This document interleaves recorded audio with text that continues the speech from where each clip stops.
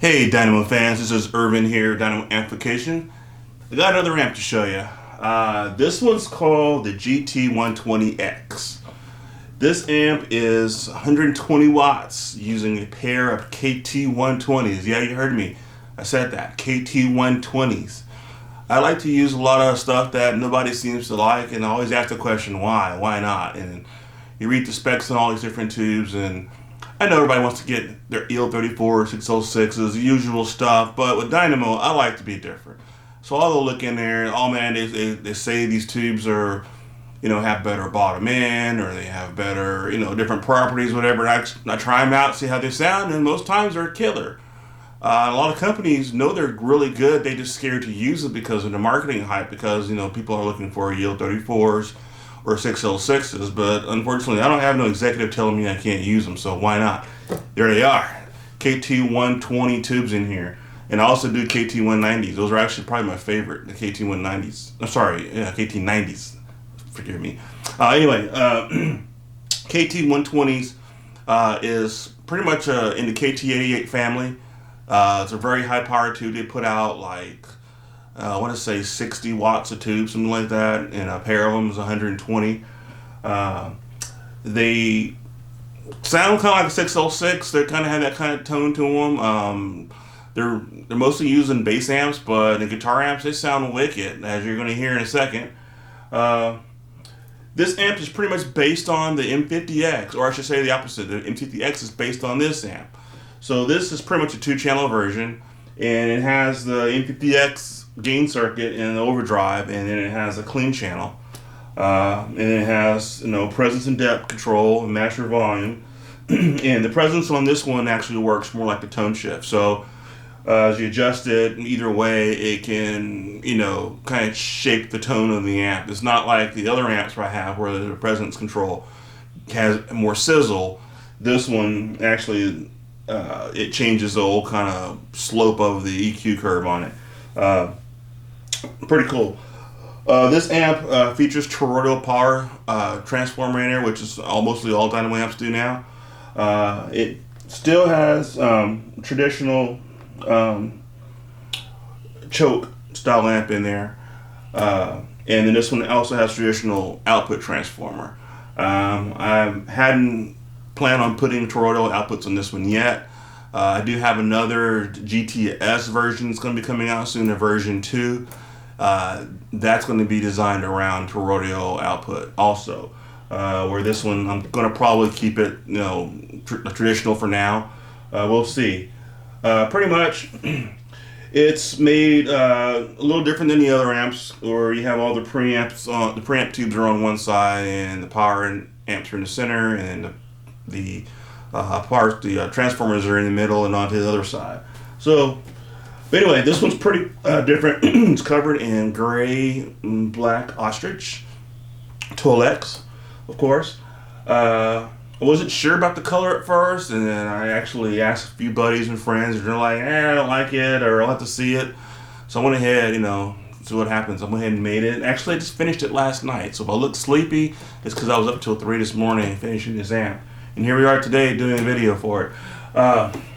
Anyway, sounds killer. I hadn't played with it much. Like I said, I just finished it last night. I still probably got a little bit of tweaking to do to it, but just want to get this video out there, and so you guys can check it out. Meantime, let's check it out. Right now I'm in the clean channel.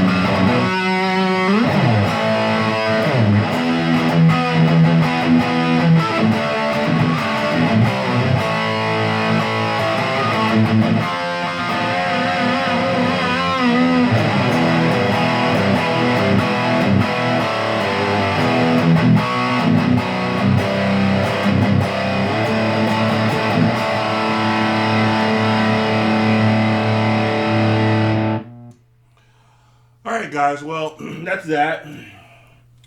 Like I said, balls to the wall, very hot rodded, angry Marshall on fire sound. This is the M50X and then some. As you can heard, it sounds great. Those KT-190s rock. They have a lot of push to them. They have the same properties as far as sound to me on guitar, like a 606. They do have a little bit of edge to them because of, the way they push. How to put that. So I also did this with KT90s. I have another video with the red one. That one had KT90s in it. Even though the model originally was the 120, the first one I did with that red one, I did the 90 instead, and it actually sounded really good. The 90 has more of the Marshall sound to it. It has more of that EL34 sound because of the mid-range on the KT90s themselves. This one has more of the traditional, American metal sound with the 606 kind of sound, because pretty much the KT-120s is built on the 88 platform, which is built on sounds like a 606 in some ways, and they all kind of sound alike. It's just a different wattage you get with them. But on the 120s, they have different bottom end. It's like a bulldozer, man, and it's has a lot of punch. And if you tune it right, it just sounds killer, man. It gives you a little extra, But anyway, this is the GT120x with the KT120 tubes in there. High gain, clean channel, same distortion or overdrive as the M50X, and they need a little extra with it. So that's it for today, and thanks for listening.